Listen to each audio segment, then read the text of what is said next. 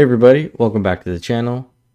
Today we're going to be taking a look at the announcement made on Friday by BC's top doctor, who's insane in my opinion, Dr. Bonnie Henry, who is the provincial health officer, accompanied by the provincial health minister, Adrian Dix, in regards to uplifting the COVID vaccine mandate for healthcare workers.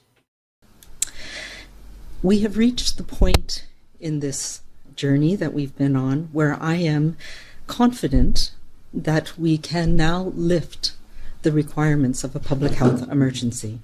So effective immediately today, July 26th, we will be ending the public health emergency for COVID-19 and be rescinding the few related orders that are still in place. And that includes rescinding the PHO order requiring COVID vaccination to work in our healthcare system. Now, I myself didn't have high regards for this woman because over the past few months, as I've been doing research for videos on the BC drug situation, her name comes up a whole hell of a lot of the time. I'm sure she's responsible for these crazy, insane policies that they were trying to push. And the latest one that we had covered, which Pierre just talked about in his recent press conference, was her wanting to give access to opioids without a prescription. She's the one who has come up with these idea of these compassion clubs that Pierre mentioned and we covered. But the government has apparently swiftly rejected this, according to this.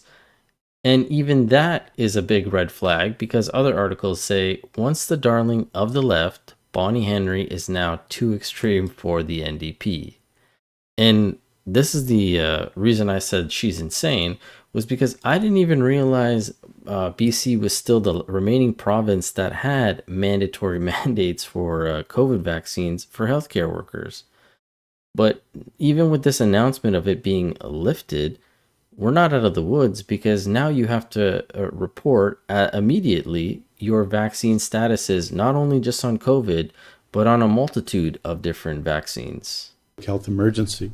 The BC vaccination mandate order is lifted. What the question is, of course, what do we do at this point? We must take action in BC, a provincial regulation requiring the reporting and collection of immune status records for all high priority pathogens of relevance to health workers, as outlined in the BC Centre for Disease Control's immunization manual. As of July 26, 2024, healthcare workers in health authority owned, operated, and contracted facilities, including doctors, nurses, allied health professionals, and contractors employed or privileged by health authorities, will be required to report their vaccination status for COVID-19 and influenza and their immunity to measles, mumps, rubella, hepatitis B, pertussis, varicella, commonly known as chickenpox. These healthcare workers will be required to provide information about their immune status to all the relevant vaccine-preventable diseases. Under the revised BC CDC immunization manual, immunization is not required to work in a healthcare setting. In the event of an outbreak, exposure, or future pandemic, healthcare workers who are not immunized, immune, may be required to follow appropriate measures, which could include masking, modified duties, or exclusion from work. Now, if you just listen to everything that he just said, I don't understand how they think that going from one extreme, like mandatory vaccines for COVID, to now mandating individuals to divulge their immunity status, but not just for COVID, on now a long laundry list of other vaccines, is the way to go. Because you're still creating a divide between the vaccinated and the unvaxxed, as they like to call them, where if his example, if there's another outbreak and you don't have your COVID shot, now you have to wear a mask, which is essentially throwing up a scarlet letter on yourself if other people don't have to wear them, or you're not going to be allowed to do the work that you're hired to do. Like, I don't understand how they don't see how insane this is. And it's not just me. You have nurses who are also now coming out saying that this doesn't make any sense.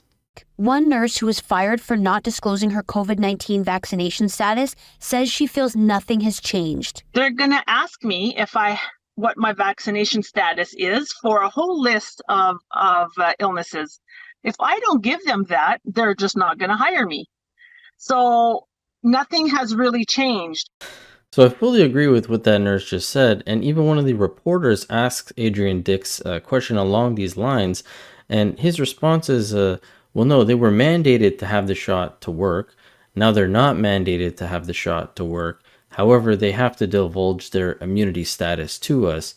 But he just finished admitting that if something happens and they're not immune, then they might not be able to do the work that they're required to do.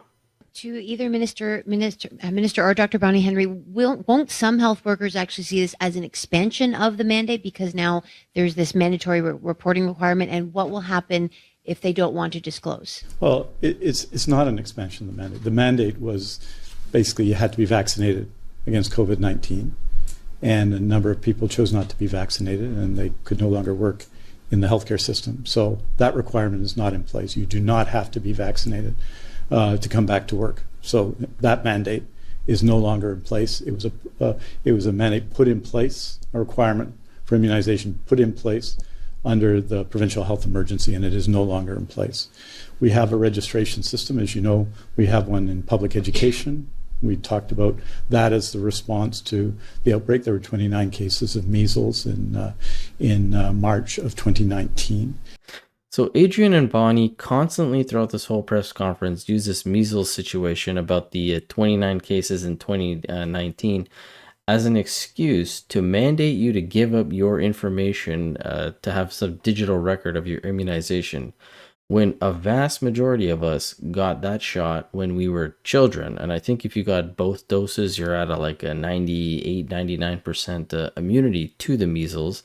And actually, when you look into the story, the case happened because of an individual who was out of country, probably from a place where they don't have the vaccine or it's not readily available, and then spread it to other individuals, probably other children who were not vaccinated. So I don't understand why they need to focus on the adults here who are at work.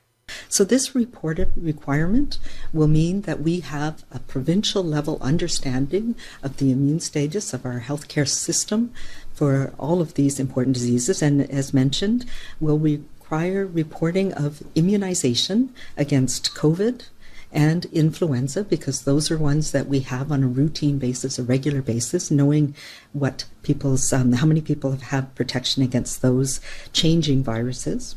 And we call it immune status for a number of others. So measles, mumps, rubella, varicella, which is chickenpox, hepatitis B, and pertussis or whooping cough. These are the ones that cause serious outbreaks or serious illness in healthcare settings, and they're ones that we have been working on for a long time to ensure that healthcare workers have protection for themselves, and also so that we can manage exposure events and outbreaks effectively and efficiently.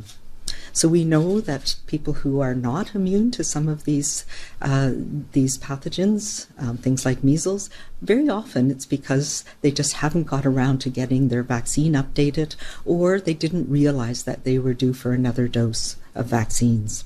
Good evening. Thanks for joining us. The worldwide resurgence in measles has now reached BC. The first confirmed case in our province is a child new to Canada.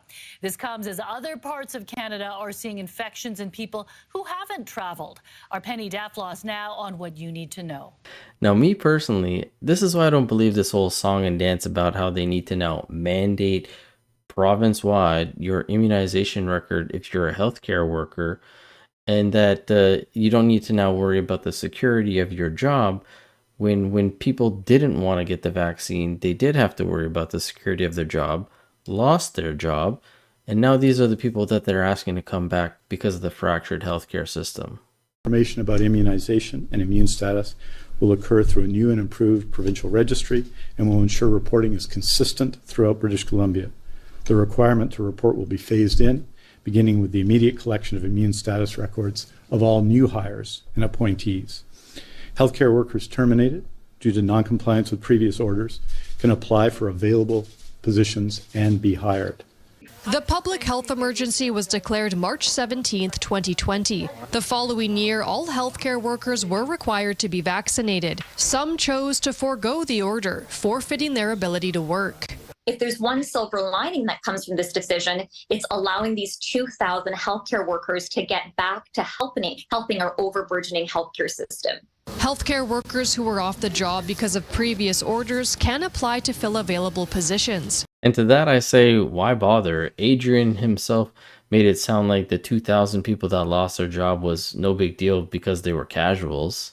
BC United and the Conservative Party of BC have continually made the argument that this mandate is one of the reasons for why we see hospitals close in northern parts of the province. How many healthcare workers do you believe will be back on the job as early as Monday?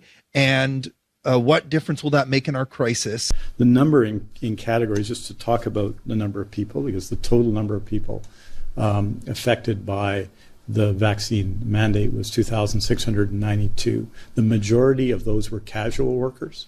So only about 630 were full-time workers in that time. And let me tell you something else. It's not like this mandate thing can never happen again, because Bonnie herself says that the buck stops with her, just like the Secret Service lady. She's the one who gets to control all of this. If she seems to deem that the numbers are slightly higher than I guess that she wants them, she can roll out a mandate again. And she does a little bit of preemptive programming, in my opinion, where she lays out that we're going to have another pandemic. Just to be very clear, it's my determination when the conditions are met for a public health emergency, and it is something that my team, some of whom are here today, where we look at the data on a regular basis, and it's always a discussion. When is the right time? It has nothing to do with any of the decisions of government or other factors in the health in that sense. So there is an obligation under the Public Health Act for me to lift orders as soon as reasonably possible when the conditions are no longer met. And it's a bit of a balancing act to find out when that is. It probably maybe could have been a few months ago. There is still some uncertainty about whether we were going to see a spring wave with some of the changes we are seeing in the US, but it really needs to be as soon as reasonably possible after I am confident that those conditions are no longer in place. And we've not had the ability to rapidly look at across the province where we have areas that we need to address.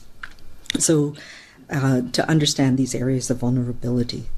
And we're going to have an active program to offer the vaccines that people are missing to make sure that they are protected for all of these concerning vaccine-preventable diseases. And as I mentioned, it allows for much more efficient public health response when we do have an exposure event, an outbreak. And all of that makes us better prepared for the next pandemic that sadly is probably inevitable at some point in time. At some point in time, just want to slip that in there so it's kind of sitting in your head already. So when it does happen, you think, oh yeah, they did say that this would happen again at some point in time, right? But if we go back to the press conference, they briefly touched upon politics and saying that that was potentially the reason for the mandates to be lifted and all these rules to be changed. Now, Bonnie claims that that's not the case, that she had the power months and months and months ago to potentially change it, but she's looking at the numbers. However, if you look at the actual numbers in the poll, the NDP David Eby party is going down. BC Conservatives and I think the BC United are on the rise. And outside of Eby being a reason for the NDP being so bad, Bonnie is another reason. Nobody likes her.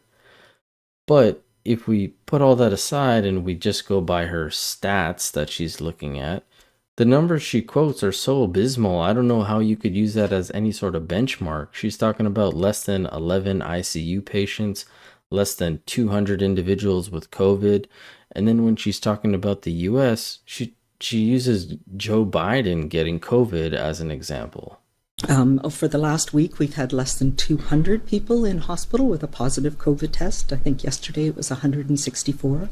And the number of people requiring ICU care has been relatively steady over the last few months. And yesterday it was 11 people that we know. There's been some uncertainty over the last number of years, and particularly during respiratory virus season. We saw last year and again this year there was a bit of a spring increase, and so I've been watching that carefully, watching what's happening. We know in the United States there's been a particular resurgence of COVID, including President Biden, as many people know. I find it interesting that she talks about the uncertainty over the last few years, because that's how I feel about her. This lady is just so radical. To me, she's a huge social justice warrior. Her views on drug prohibition is that it's based off the history of racism, white supremacy, paternalism, colonialism, classism, and that it's a human rights violation. And if you even go to the document itself, if you don't believe me, it's right under here, racism and drug prohibition. Opening statement there. But we don't even need to go this far down. If you just go to the top of this, the alternatives to unregulated drugs, and you scroll down a little bit, look what she made the people who helped her write this do in the acknowledgments. She made them write they're white settlers, first generation settlers, a white occupier, more white settlers. Like, this is unhinged. Why would anybody agree to, to anything like that? But again, this is just my opinion. I'd love to hear from you guys. So please let me know in the comment section below what you thought about all this. And as always, I will catch you guys on the next one. Thanks so much.